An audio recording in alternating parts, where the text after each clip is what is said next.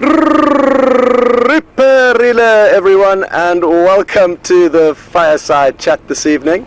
For those of you who may have just joined, my name's Scott, and we're just awaiting James, who you just left with Sindile, and what a sighting it sounds like you had with him. Really exciting stuff, and aren't we so lucky to have such insight into the lives of the various animals that live on Djuma and Arathusa.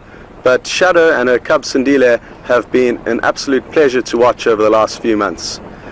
Anyway, as you can see, we've got the fire going. Brian lent a hand in setting this up, and thanks to him. So the plan for this evening is to run through a few clips and a few highlights. My initial highlights, or my major highlight this week, was a morning spent with the Nkuhuma Pride of Lions. So we're going to be showing you a little highlights package of that a little bit later. And James had an awesome encounter. He met Karula for the first time this last week, and Karula is a female leopard who's dominant here on Djuma, and we've seen a lot of her and even more of her two sons, Quarantine and Kunyuma, who sadly seem to have disappeared off. But James is going to be showing you an incredible clip of what he had what he saw with her. Another leopard may have been involved, so if some of you were lucky enough to watch that, you'll know what I'm talking about. But for those who didn't, stay tuned, because there's some really awesome interaction between Karula and another leopard that we get to see a little bit later on. And then we're going to discuss anything really, but with a bit of focus on the Nkuhuma Pride as well as Karula. But all the leopards and lions in this area are all kind of interconnected, you could say, and are all involved in one another's lives indirectly, because where they move and where they go has an impact on the other individuals. And there's been quite a lot of movements of both leopard and lion over the last few weeks and months, so we're going to touch on that. And please send your questions through. If you don't know how to, it's really easy. You hashtag Safari Live on Twitter, or send an email through to questions@wildearth.tv. And we look forward to answering them. If we don't get to answer all the questions, we do apologize, but there's lots of you watching and it's impossible to answer everyone's questions. So sorry about that, but do try, and we'll do our best to answer them to the best of our ability. Now, just recapping on the few days that I've been back, it's really wonderful. I went and had a 2-week break back in my hometown Durban on the east coast of South Africa. And just like here, it's got beautiful winter weather, warm sunny days and cool crisp evenings, but it's warm enough to go swimming in the warm Indian Ocean. And I'm not going to tell you too much about my 2 weeks off, because most of the excitement that we're going to talk about is what happens here. And when I got back about 3 or 4 days ago, we have been spoilt day in and day out with incredible sightings. We've seen Tingana, the big male leopard who spends a lot of time on Arathusa, although is drifting more into Djuma now that he's getting pressure from the Anderson male. Had a great afternoon with him, lots of sightings with the Nkuhuma Pride. Shadow this morning, now James and Sindile this afternoon. James again has had lots of great sightings with Karula this week, and like I said, his first one, which is a memorable day for him. And not to forget Brent, who's just taken some leave. He'll be back at the end of the month when James takes a break. And Brent was here also in this last week, and he's also had some really good sightings. So we've been spoilt, as have you, the viewers, and it's so good to have you on safari with us, especially when things are going well like they are at the moment. Now, you may hear a low drone in the background. That's a generator that's running out here in the bush. Sometimes we don't get supplied with electricity so well, so we've got backup generators, and there's obviously been a power cut at the local station, so we've got a generator running to supply the lodge, Vuyatela and Galago, with electricity, and their guests will be coming back to a beautiful camp tonight. So without further ado, I think we can take a look at the clip of the morning I spent with the Nkuhuma Pride yesterday. They had just recovered from being extremely full-bellied the day before. We're not sure what they had killed 2 nights prior to this sighting, but take a look at this clip and enjoy. There's some great footage that comes into scene.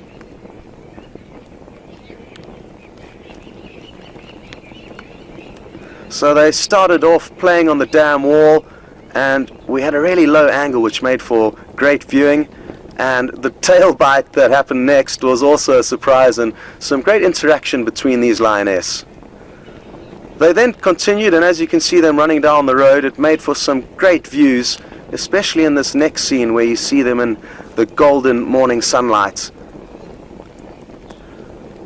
Then things took a turn, and you could see the lioness stalking. She came across, well, the whole pride came across some buffalo that started hurtling off after a few minutes. They realized the lions were there, and the lioness charged after them. She actually trips, watch closely, and it was kind of a half-hearted attempt, and then the buffalo disappeared off in a cloud of dust, leaving the lion to lick their wounds and feel sorry for themselves. Not their wounds, I guess, but they had their pride to try and regather. It's not the first time that I've seen the Nkuhuma pride getting taught a lesson by a big old buffalo, and it's probably, I'm guessing, the 4th or 5th time that I've seen them unsuccessfully hunt buffalo. That's not to say they haven't successfully captured buffalo over the last few months. It wasn't long ago that they caught one in Buffelshoek, not far from our northern boundary. But I think the key to their success on that specific hunt was the cover of darkness. It's certainly a lot easier for lion and leopard when they do have the cover of darkness to aid them. They've got such great night vision, whereas their prey aren't so fortunate. Now, with the Nkuhuma pride, just to let you know a little bit more about them. Oh, I can hear a visitor. It sounds like Mr. Henry is on his way, and it's always good to see James arriving at any scene, really, because you know you're going to have a few laughs. And if some of you have yet to know, get to know James very well, he's a real character, and he's a new member to the WildEarth team. He's fitted in really well, and it's so great to have him here. A large reason for that is he does have a guitar, and don't forget, at the end of the show, he's going to be playing a special song. I'm going to be on backup vocals tonight, which I'm not sure is worth sticking around for, but we'll have to wait and see about that. But it's a great song, and I look forward to having James around the campfire with us to chat and also to play on his guitar a little bit later. Good evening, Mr. Henry. How are you? Yes, Very nice good. to see you. Good. Hello, everyone. Again, it's always a I've kept this seat for you, Oh, sir. thank you. That's Yes. very kind. Is it higher than yours? Not really, but I'll have to sit like this. it's more comfortable, and we need our special guest guitarist to be comfy in his seats. How was the afternoon in Sandile? It was good. I've only seen him 3 times, so it was amazing to see him again. And really some interesting stuff that he was doing. He's knocking about a termite mound, and few of you have asked me questions about whether he and his mum are termite mound specialists, and certainly every time I've seen them, they do seem to have been sort of on a termite mound, and so that was very special to see. He was right next to the road, the main road, and I suspect that, it's a main thoroughfare for guests coming in and out of this magnificent reserve, and I suspect probably dozens of them have driven past him, lurking under the bush there. Well, I was one of them. To drive past. We searched that area, but obviously not very effectively. Well, I think it was pure luck that anyone managed to spot him at all. Yeah. Well, we sometimes, luck is our best friend out here a lot of the time. But glad you got to see him. Yes. No sign of shadow towards the end. No sign of shadow towards the end, and we had some nice questions about, at what stage will a female leopard leave the cub, and there's a lot of speculation about it, obviously, and some of the females apparently in this area have raised successful cubs but left them at independence sort of around aged 10 to 12 months. Which is really low. Yeah, and as we know, shadow has been stats. particularly unimpressive on the motherly front. Yeah. So, I don't know, somebody said, do I think that maybe she's starting to leave him already, and given her motherly statistics, it's not impossible that she'll start to spend less and less time with him. Yeah, it'll be very, very interesting to see what happens there. Well, welcome again, James. And just to fill you in, we've just showed the clip of the Nkuhuma Pride, the morning Very I nice. spent with them, and I've been discussing a little bit about them, and we've just got a question through from Rosie. Good evening, Rosie. Hello, and Rosie. Good to have you around the fire with us this evening. Rosie's asked a great question, and it's one scenario that I actually haven't thought of yet, Rosie. So Rosie's interested to know whether the young male, nicknamed Junior from the Nkuhuma Pride, he's approaching around 3.5 years of age, whether there's a chance that he could possibly join up with the 2 Styx males. It's 2 young males. They're about 4.5, Yes, I believe. I believe so, yeah. So compatible in terms of age, and there is a chance that they could accept him into their coalition. And what Rosie's asked on top of that is, would there be a chance if the Matimba males got into a fight with the Styx males, and therefore Junior, if he's joined them, would he fight his fathers? And my initial thoughts is yes. I would say, Rosie, absolutely he'd fight his fathers. I think he'd get what in South Africa is beautifully termed a snort klap, which means basically a real hard smack. And I think that he'd get beaten up at the moment. And I think probably a 2 4-year-old Styx males and him would still pose no threat to the two big Matimbas. But that may not remain the same for a long time. So it's not unusual for coalitions of male lions to join up, where two brothers who are perhaps not able to take over a territory on their own, and especially someone like Junior, if he's going to live to take a territory, he's either going to have to be the biggest lion the Sabi Sands has ever found, or he's going to have to make friends with some other nomadic males. And that's not unheard of at all. That's actually quite common. And I remember there was a big coalition called the Mapocho around here, and there's that, I think it's called Brothers of Blood or something like that, yeah, on YouTube at the moment, and a beautiful documentary about the lions in this area. And those Mapocho males, and I don't think they mention it in this in the actual YouTube video. When I first saw them, there was a 6th male with them, and he was much older than them. And I think that they took a lot of lead from him to start with, and I think he sort of fell by the wayside when they became dominant. So it's not unusual, even in this area, for lions to meet up with each other. Yeah. Speaking of big coalitions and lions meeting up, we've got a question through from John in California. And John's asking if the Birmingham boys, who are a young coalition of male lions, there's 5 of them, so they are a force to be reckoned with, but their manes aren't quite fully developed, and they've still got a little bit of learning to do. They're just on our northern boundary, and there's a chance that they could come in tonight. That would be great. They've been gone for months now. I've never seen them. But if they did come into this area and establish dominance, which I think is a reality, they've got pressure from, you said, another 9, a coalition of 9 males in the Manyaleti, pushing them back south towards us. And if they were to set up shop here, John is interested to know, would they run riots? What would change in the lion dynamics?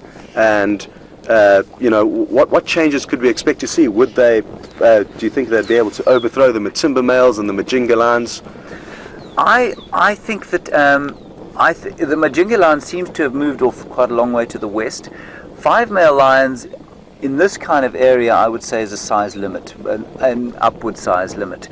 I think the 9 males will definitely split at some stage, and I think a coalition from one of them is going to come on and dominate this. And what's so nice is that all of the pressure building around here is starting to center on Djuma, so we're in for an exciting time.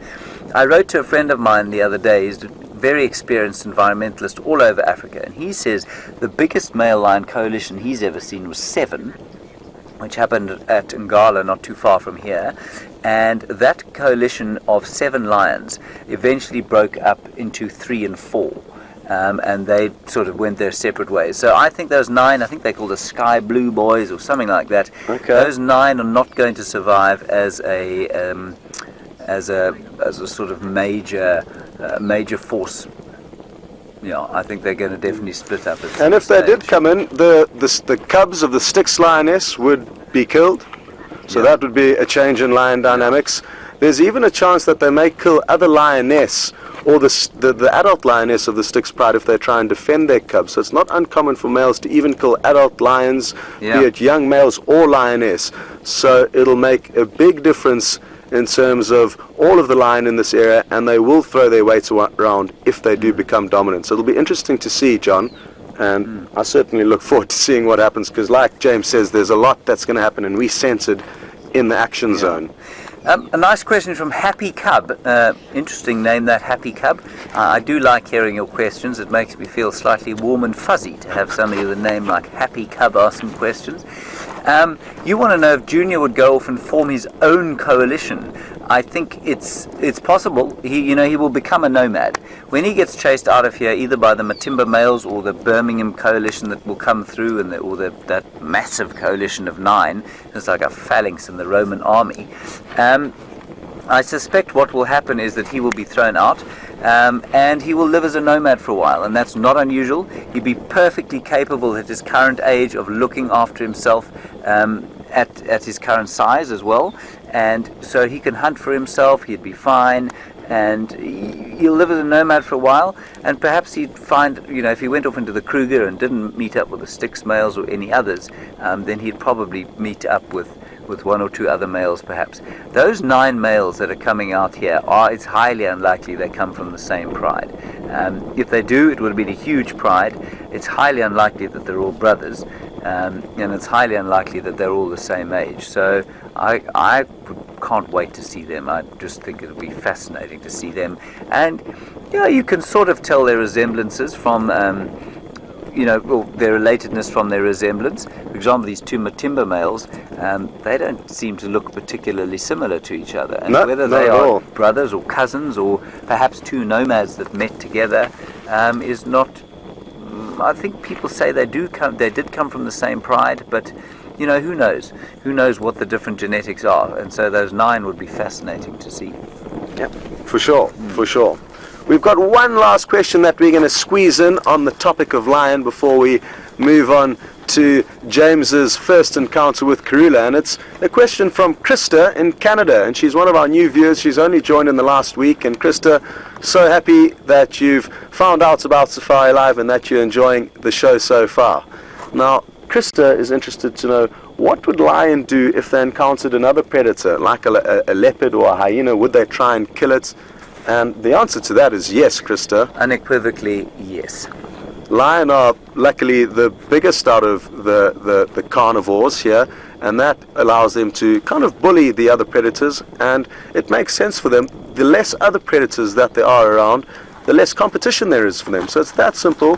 Whether they're killing leopard or hyena or jackal, they'll do it simply to eliminate other predators being in the same area trying to steal all their food. I mean, Krista, the basic hierarchy is that lions at the top, hyenas then wild dogs. And although wild dogs are smaller than leopards and cheetah individually, because they're in a pack, they can afford to take more risks. And so under the wild dogs would come the leopard, and then way at the bottom the cheetah. And I mean, cheetah get chased off kills by jackals sometimes, and even by vultures. So it goes lion, hyena, wild dog, leopard, and then cheetah. So we're going to move on to my highlight of the week, I believe. And I think before we do so, there were a lot of you who were very kindly hoping and willing that I should see Karula and meet her, because she's many of your favorite leopards. And so it was with great joy yesterday that I was driving along, looking down onto the road for tracks, and we had tracks, and then the tracks disappeared. And Viam said, "Have you still got tracks there?" And I said, "No, they've seemed to have disappeared off the road." And he looked up and to the left, and he said, "Oh, there she is." And she was sitting in a tree with a bushbuck. And what a marvellous privilege it was to then spend much of that morning game drive with her. And I'm sorry we lost signal for lots of it. But then we sat with her for 3 hours in the afternoon. It was just an incredible privilege to spend that amount of time with her. So we're going to show you a short clip now. And you'll be able to see the magnificent Queen of Djuma in all her glory. And initially seen this week with Brent, and Brent was found her just down by the Gari Dam, and you can see her there. She's sitting there eating in the tree, and it wasn't to be peace the whole afternoon for her. A big male leopard, Mvula, came leaping up and in a totally unchivalrous manner stole the kill from her.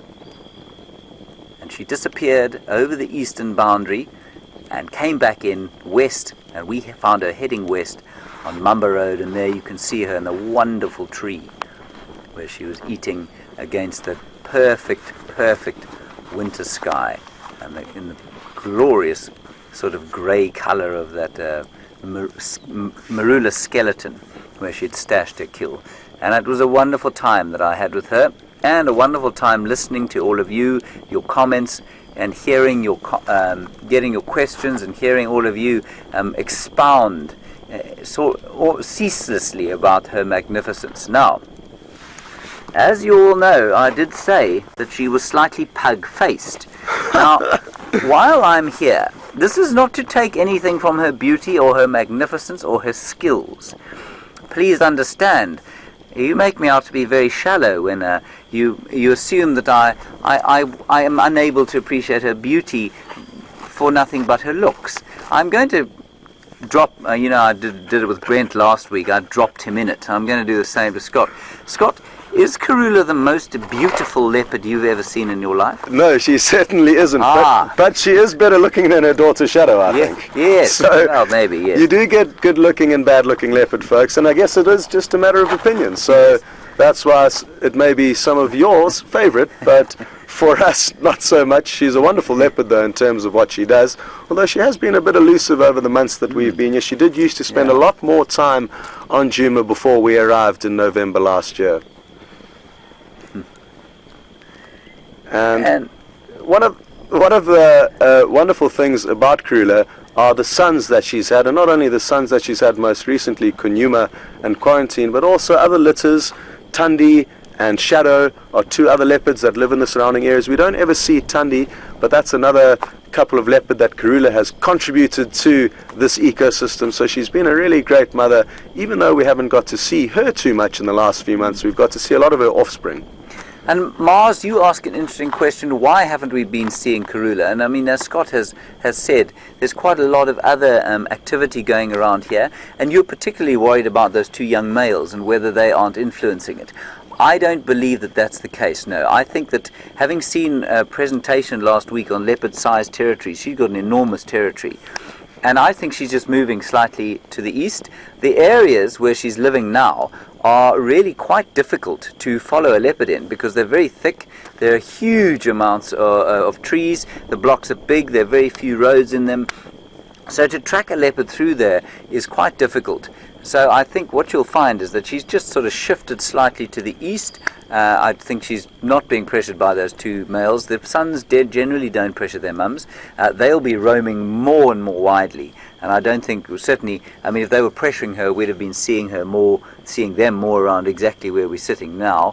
But I don't think that's the case. I think she may be being pushed slightly by Shadow, maybe from the south by a few others. But I think she's just moved her very large territory. She's just making a core of it further to the east, where it's just a little bit more difficult to find her. Yeah, and there may be more prey out there. We sadly don't know what goes on to the east of Djuma because we don't get to drive around there, but it could just simply be more favourable an environment there, better hunting, more cover, who knows. Yeah. Anyway, we've got another question through from Heidi. Good evening, and thanks for sending your question through.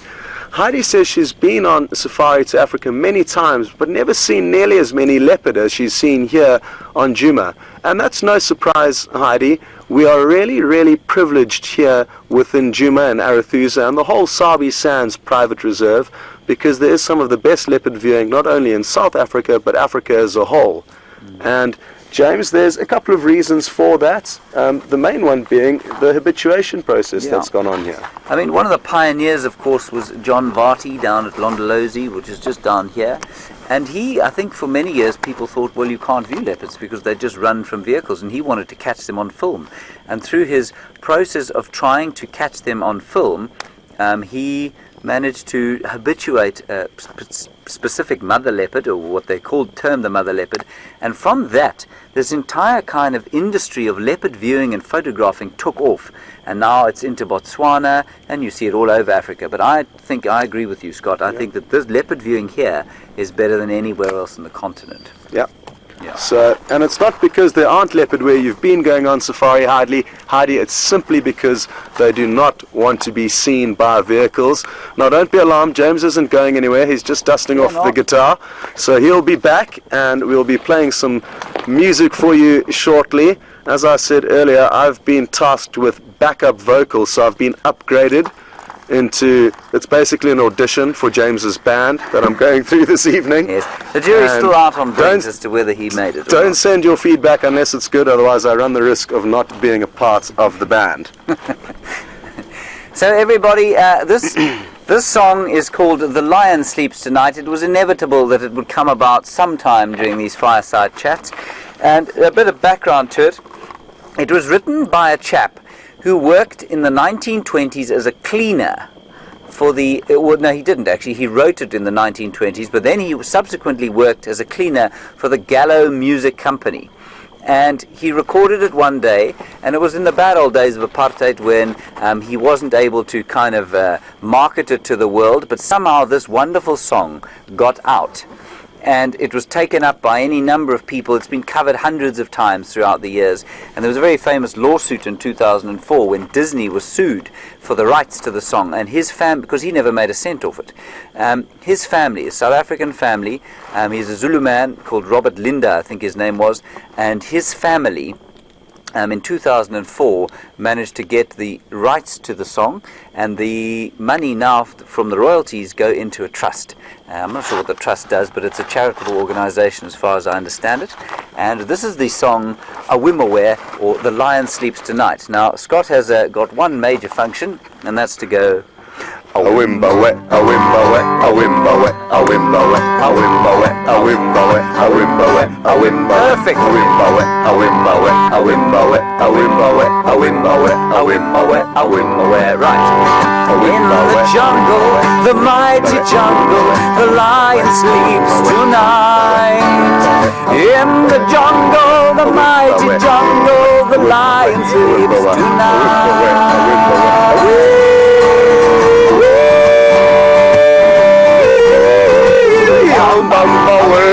Very good, Scott.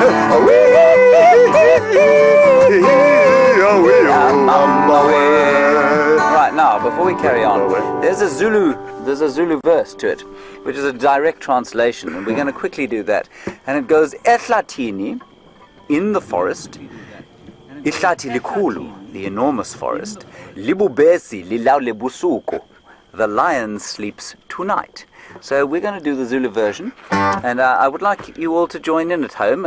Ignore your children or your dogs, or your cats who might run outside screaming. Ehlathini, ihlathi likulu, ibubezi lilale busuku. Are you ready? Here we go. 1, 2, 3. Ehlathini, ihlathi likulu, ibubezi lilale busuku. Ehlathini, ihlathi likulu, ibubezi lilale busuku.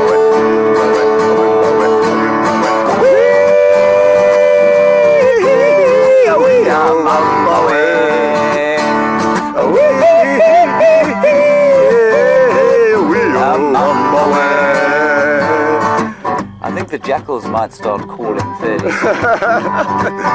We should actually have a look around and see who's dancing around us. Absolutely. Right, cameraman, we're going to do one more chorus, and then we'll finish the song.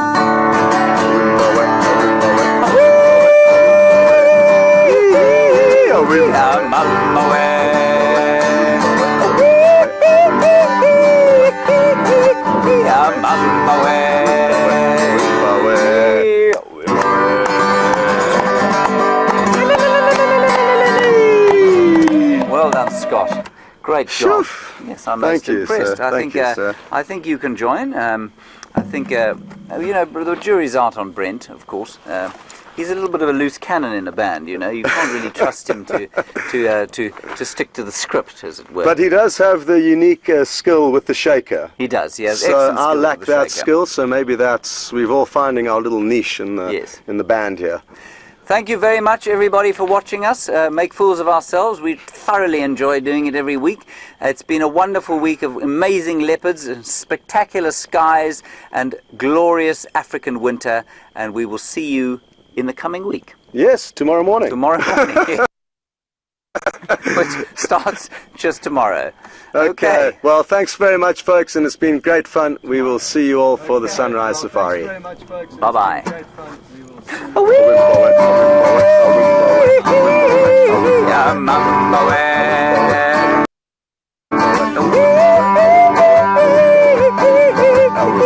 Mama,